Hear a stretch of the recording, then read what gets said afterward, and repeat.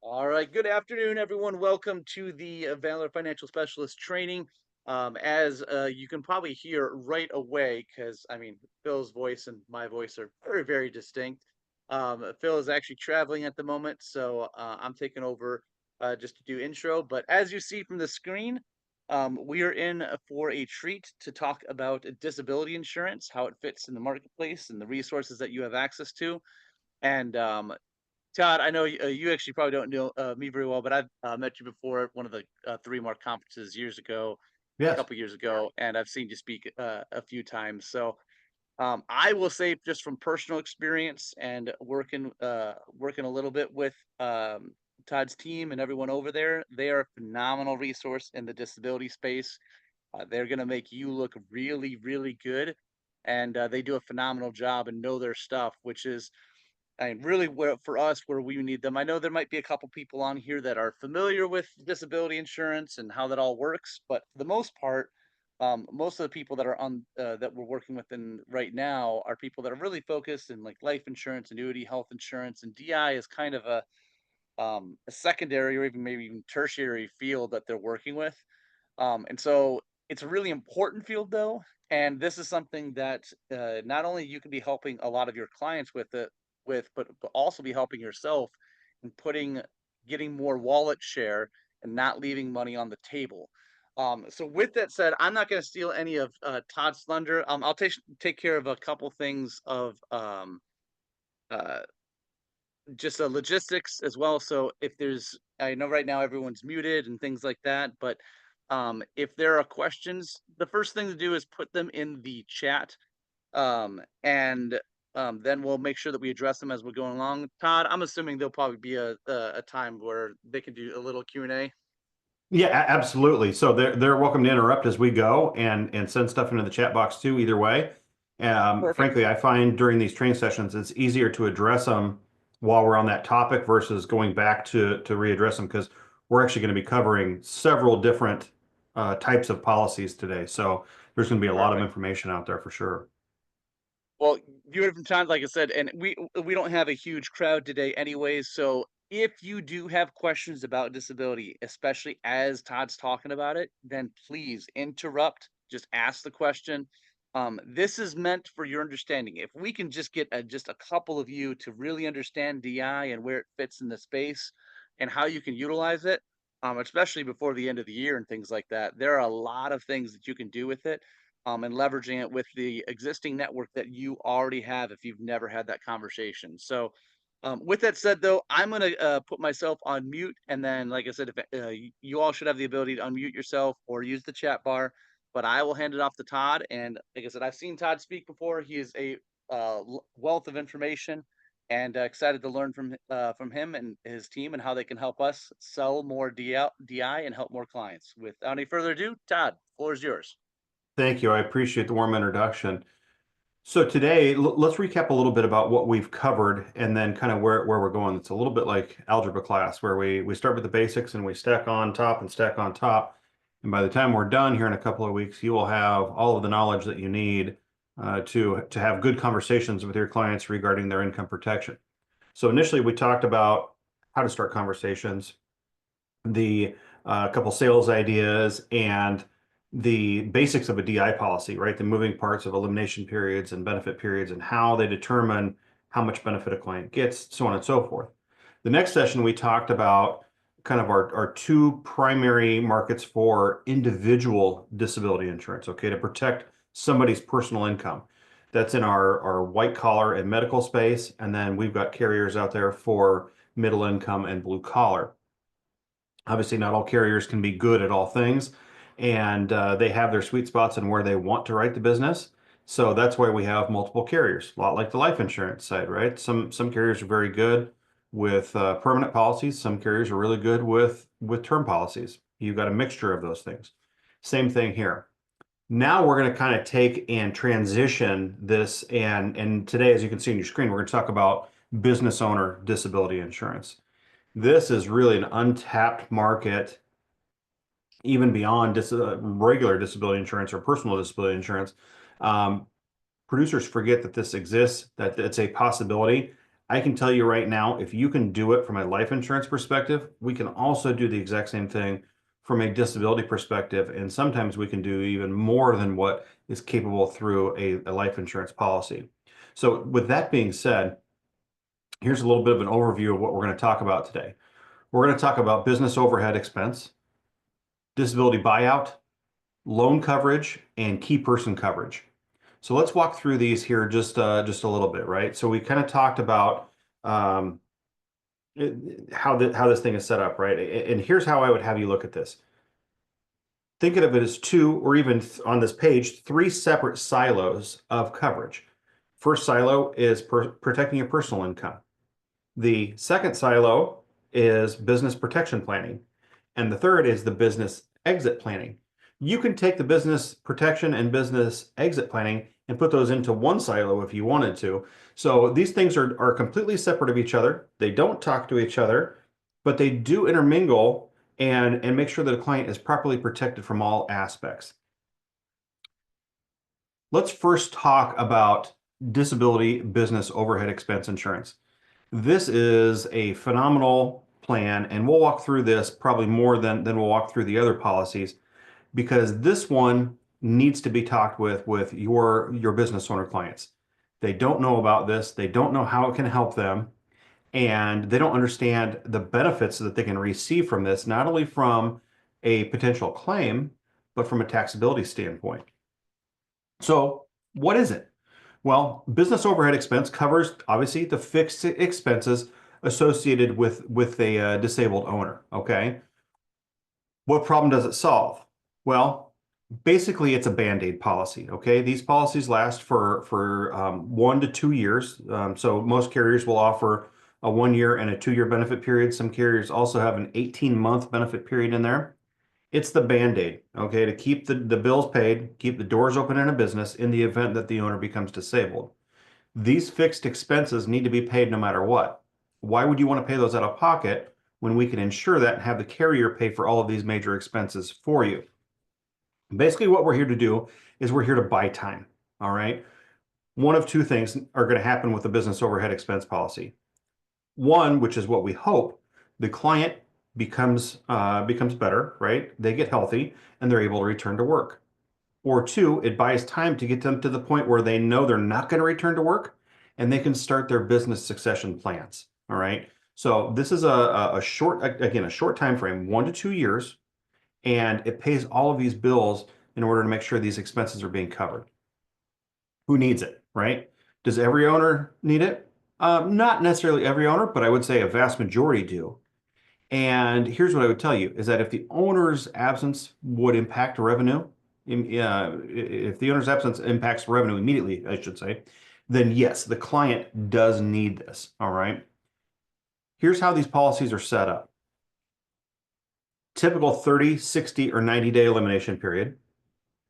We talked about the 12, 18, and 24-month benefit periods. And we can get up to $50,000 a month of coverage from domestic carriers. Keeping in mind that if they need more than that, we can get substantially more benefits from Lloyd's if we need to. But we want to start with our traditional carrier, and then we always stack Lloyd's on top of that. Now, here's the beauty of business overhead expense, all right? And this is the taxability piece of it, all right? This is why it's so important. This is a perfect plan. And when I say perfect plan, I'm not joking. The IRS doesn't realize what they're allowing us and business owners who have these policies to get away with. Here's why I say that. Business overhead expense is the only disability policy that we want the client to write their premiums off on their tax return, okay? So if they're spending, as an example, if they're spending $1,000 a year, this is $1,000 that they get to write off as a business expense while they're protecting themselves and their business. Now, as we had talked about before, all right, again, I need to stipulate, I'm not a CPA. However, the reality is that when a client takes their premiums and they write them off on their tax return, the benefits become taxable income to them. Well, we don't want to do that with a personal disability policy, but we do want to do that with business overhead expense. And here's why, okay? Business overhead expense covers these expenses, obviously, expense, right? Expense for the business. And they're already writing this off in their tax return. So if a client goes on claim, and let's just use a round number, they got paid $50,000 over the course of 12 months. All right. That is considered $50,000 of income to them. They're already showing $50,000 of tax write-offs. So 50,000 of income minus 50,000 of expenses basically washes each other out. There's no taxable consequence for it, even if the client makes a claim. If they don't make a claim, they're just simply writing this premium off as a business expense. You can't beat this. All right. And when you explain the taxable consequences of this policy and how it can protect them while writing off those premiums, they're going to jump at this thing all day long. Here's why business overhead expense is very, very important. Okay. As this illustration shows, we've got business revenue, we've got profit, and we've got expenses. All right. Business overhead covers those expenses. Individual DI only covers the profit, okay, and what they're taking home. So when a business owner client comes to us or we submit their application to a carrier, they're going to say, well, hey, I brought in $300,000 of revenue. I want my personal disability policy to cover that percentage based on $300,000 of income. Carriers are going to say, hold on, we can't do that. We don't allow that. You as a business owner, unless you're paying yourself a W-2 wage, we are going to protect the net income for them, okay, after expenses for taxes. So let's just say that number happens to be $100,000 of net income. We've got $200,000 of expenses. Now we pair a business overhead expense policy with that, and we're covering a much higher percentage of their total income. We know that business owners, yourselves included, right, because we are 1099 employees, at the end of the day, right, while our tax return may say we took home $100,000, we're not necessarily living a $100,000 lifestyle, right? We want to write off everything we possibly can. We want to play the tax game. Business overhead expense allows us to ensure a much higher percentage of that. The client gets to use that money for whatever they want. If it's actually to put it back into the business, fine. If they want to keep some of it for themselves, they're welcome to do that. That's not the problem. So I hope that you can kind of see what I'm getting at with these two policies for business owners: a personal individual policy and a business overhead expense policy is going to cover almost the majority of their business revenue. Let's take a look at a case study here. We had a dentist that took out a loan to buy an existing practice, and they wanted business expenses and loan protection. So we put together a policy for them, and this is a combination. We'll talk about the business loan expense here in a little bit here, but they did a business overhead policy with a loan protection rider on it, and it turned out to be a $3,000 annual premium. The agent gets to take home 50% of that for first year commissions of $1,506, and years 2 through 10, they're going to earn $602 of renewals on it. Not a bad payday, not at all. So with a business overhead expense policy, I want you to keep in mind too that because we are taking things that they're writing off within their tax return, all right, the big items are salaries that are not their own, okay? Rent, lease, mortgage, any attorney's fees, any licensing fees, any other insurance costs, these major ticket items, these are all things that we can help them protect and include into a business overhead expense policy.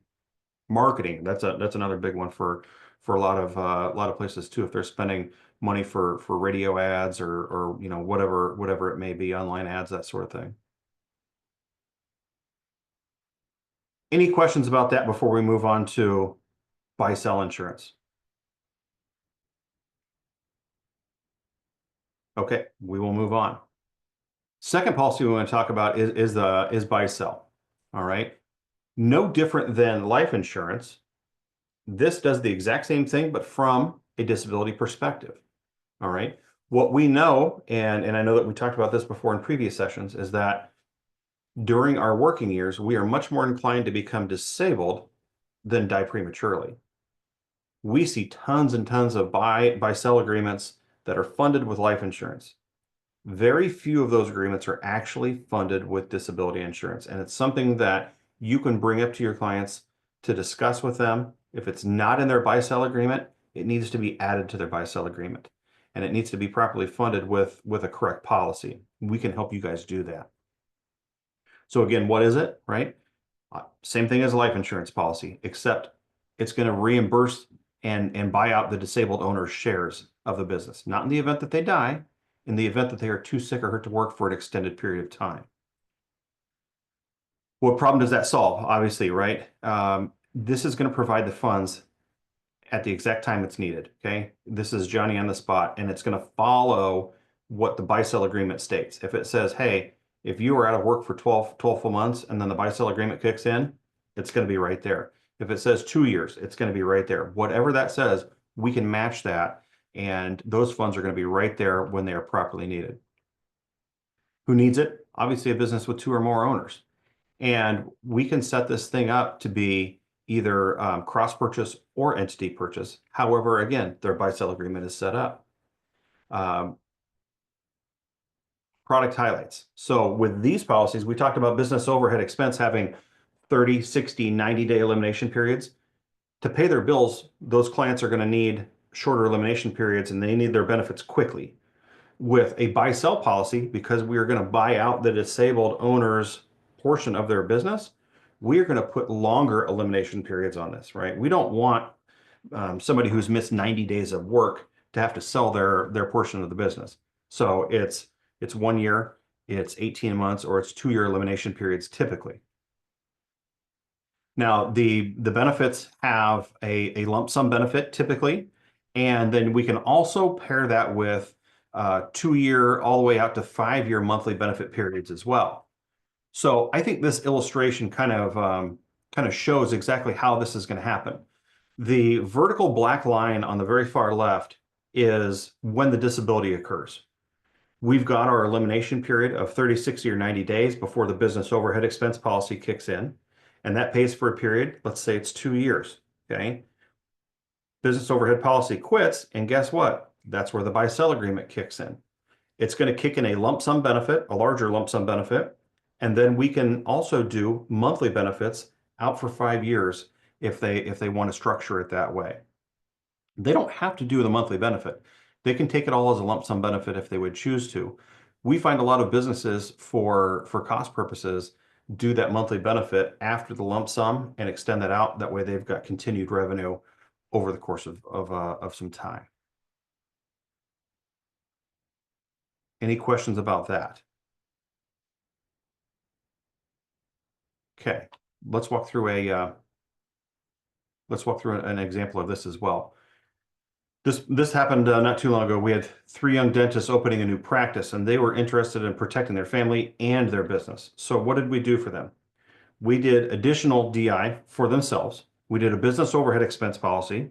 We put on that business loan protection rider because they were buying into the business. And we did a disability buyout, and we did it on a cross-purchase agreement.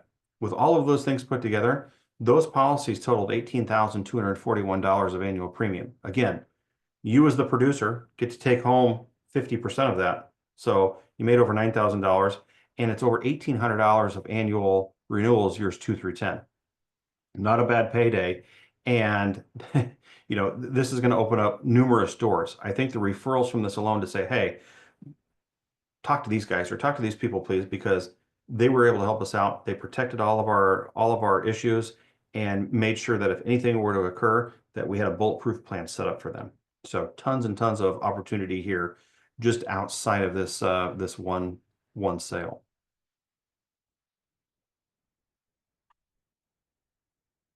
Again, if you have questions, feel free to put them in the chat or unmute yourself and jump in and ask. Let's talk about disability key person insurance. So again, we see key person insurance on the life insurance side. Very rarely is it thought about from a protection standpoint on the disability side of the fence, but it's again very, very important, just grossly undersold. So again, what does it do? It pays a benefit to the business if that key person is disabled, okay? And what problem does it solve, right? Well, again, because that key person is not at work, not because they passed away, but because they're too sick or hurt for an extended period of time, this is going to provide funds to search for a replacement, or to give that person time to get better and get back to work. So again, payable back to the business. Again, it can offset that loss. And who needs this, right? A business that has any type of key employees, all right? What we talk about all the time are our CEOs, top salespeople, etc. One thing that I would love to add in here, because this is one that I'm seeing over and over and over again, are businesses that have a key computer programmer, right? These people are hard to find, they are hard to retain, and in the event that they happen to not be able to work, finding a temporary replacement for them can be extremely tough. So something to think about there. But what I would say is that the carriers are very open to who we tell them a key person is. They're going to want obviously some details on the application. Well, why is this a key person? What do they do for the company? What would be the loss to the company in the event that that person isn't able to come to work because they're too sick or hurt? Okay, there are going to be questions there, but they're open to who that person happens to be. It can also be the owner. Product highlights. Again, we can do lump sum and monthly benefits with this key person. What I typically see when we're quoting these out and speaking with brokers that we're working with, a lot of times they're taking the monthly benefit period over the lump sum benefit. Elimination periods, again, are going to be typically what we see, right? They're going to go no less than 90 days, and we can take them all the way up to 2 years. Now, the 365 and the 730-day eliminations, the 1 and 2 year elimination periods, those are typically paired with the lump sum benefit offering. The 90 and 180-day elimination periods are typically paired with the monthly benefit offerings that are available to them. So it just depends upon how fast does this business need their money. Okay, if it's going to be an extended period of time, we'd look at the longer elimination periods with a lump. If they need it pretty much right away, well, then we're going to put it on a 90 or 180-day elimination period to get that money rolling back into the company. So how does key person work? Well, from a benefit standpoint, it is based off of it's a proportion of the key person's actual income. So if you want a monthly benefit, it's roughly 1.5 times their monthly income. If they want a lump sum benefit, it's about typically 3 times their annual income. That's how they typically set up these policies. Here's an example of a policy that we put in place.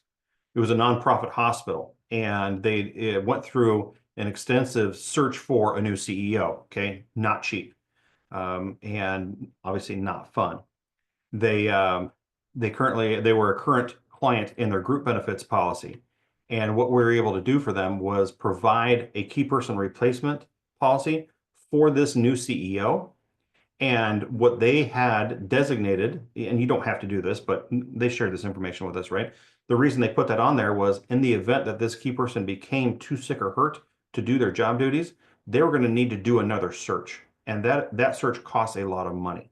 So they were going to use it towards the recruiting and hiring of a replacement for this particular person in the event that they weren't going to be able to come back to work. Again, you can see commissions on that policy, roughly $2,300. And then the client basically took home $1,150 of that first year commission.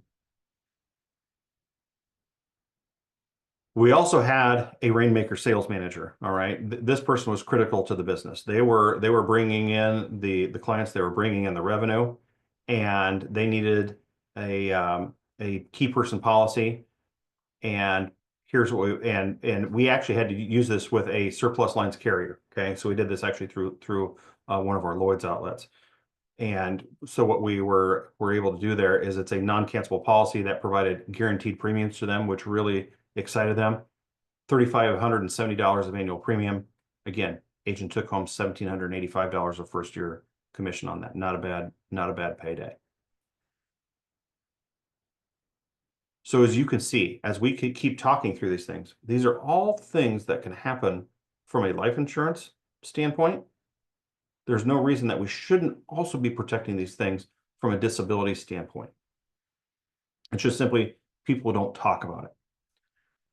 The last one that I want to bring up to you guys today is business loan protection. All right. Now, what is it, right? Obviously, it's going to complete these loan payments to the bank if an owner is totally disabled. Now, I will tell you, we have solutions available in the event that it's not a financial institution involved with this particular loan. As long as there is a loan agreement, we can make this happen. All right. So what problem does this solve? Obviously, it removes that financial liability for the business owner if they can't make those payments, right? Here's what also it does, all right? It can help secure that loan in the first place. If the bank is a little bit wishy-washy or the lender is a little bit wishy-washy for the loan, it helps alleviate that, knowing that either one, the client's going to pay me what I am due, or two, the carrier is going to pay me because the lendee happens to be too sick or hurt to go to work. So they're guaranteed to get their money one way or the other. Right? Who needs it, right? The person that doesn't or isn't able to make their payments while they're disabled. I know I wouldn't want to be paying gigantic business loans in the event that I am not at work and I'm not bringing in revenue and it's coming out of my pocket. Having these policies is actually fairly inexpensive and it can do a lot of good. One thing that I worked with in the past is we had a broker who worked closely with a financial institution, and they made it a point on their business loans to say, hey, at up to this certain level of a business loan, it is your choice if you want to insure it. Above this number, we're going to ask that you apply for this coverage. So he was getting referrals constantly because of these large business loans that were being taken out. So again, not always typical, but it was a great referral source for that particular person. Not only did that lead to obviously loan protection policies, it led to life insurance opportunities, it led to personal disability opportunities as well. Here's how these policies are set up, right? The commercial and mortgage and business loans and lease financing, these are all great opportunities set up with all sorts of elimination periods, okay? And it's, again, based upon how long does the client want to make these payments out of pocket in the event that they are too sick and hurt or hurt and can't go to work, all right? We can go 30 all the way up to 365 days. I would say most of the ones that we are quoting out are either set up on 90-day waits or 60-day waits. That's probably the most common. 30-day becomes just a little bit expensive. But again, it's up to the client with what they want to do and how much they want to spend on their premium to protect that particular loan. Here's an example. Okay, we had a client with an existing practice for more than 25 years. They bought into another practice at a new location. All right, so they needed a business loan protection rider. What we were able to do for them, so one of the carriers that does this, you can Principal, okay, we'll just name names. Principal will allow, it's part of their business overhead expense policy, but you can do a $0 business overhead policy and have the loan be a standalone rider and create a policy for that. Emeritus, who also does business loans, does require a $1,000 minimum business overhead expense policy, and then you are allowed to put the business loan rider on that policy. In this particular case, we use Principal because they only wanted the loan to be protected, and because of the dollar amount of this thing, it turned out to be $7,700 of annual premium. Thoughts or questions about that? Okay. I know I've shown this to you guys several times now, but this is our carrier grid of the different carriers that we represent here at North Central DI. And obviously that column on the far left and that starts in the navy blue there is DI. Everybody offers individual DI. And then we get to the business overhead expense. They all offer business overhead expense. Now, the one reason that Fidelity Security doesn't offer business overhead expense is because they're an impaired risk carrier only. They are only looking to protect somebody's personal income. But all of our other carriers have business overhead expense. And then you can see it starts to dwindle down a little bit. So we only have a handful of carriers that can do buyout. We have less that have a business loan writer, and we even have fewer that are willing to do key person. These are expensive policies to price, to get on, to file, and to keep in their systems. And again, with the amount of this that's being sold currently, which is grossly undersold, it's an expensive endeavor for a particular carrier to come out with a new policy in this realm. So we are a little bit, sometimes a little bit limited with the amount of carriers we can offer, but I can promise you that for 99% of your clients, we can get an offer put on the table for you. So don't be shy about that part of it at all when it comes to, well, I don't know if this client's going to qualify. I promise you we can get an offer put on the table for you. Pretty quick session today. Here is my contact information along with Tawny Johnson Crawford, who helps me with on the sales side here with our 3Mark account. Does a fantastic job for us. If you guys have any questions, anything else we can do for you, give one of us a call, shoot one of us an email. Always happy to help you. A little bit of a teaser for our next round. It'll be a little bit of a longer session. Today was only about 30 minutes. We're going to talk about the Lloyd's market, and I will tell you right now, it will blow your mind. Their world is unlike anything you are accustomed to in the insurance world whatsoever. They do things that nobody else can do, and we're going to talk through the solutions that they offer when our traditional markets, okay, again, all of these carriers here, when they tell us that they can't or won't do it, that's where Lloyd's comes into play, and they can help us do anything. They can solve for any problem as long as we know what that problem happens to be. So looking forward to the next session with you guys. That being said, is there anything that you guys want to jump in and ask or do a little Q&A? I was gonna say now is the time, especially since we have Todd. Well, we'll hang out for a minute. I'll say on my end, let's see. Preeti, looks like you just unmuted yourself. No, Nathan, not many questions. I'm trying to understand all the information. Probably we haven't worked on this one all these days. So we're gonna try to make use of that and how to apply on our current health insurance agents as well. Sounds good, Preeti. Well, we will definitely have the recording available afterwards, and we'll make sure that we get that to everyone. But yeah, learn as much as you can. Understanding a couple of the pitches and things like that, and writing a few of those things down. Do not overcomplicate DI.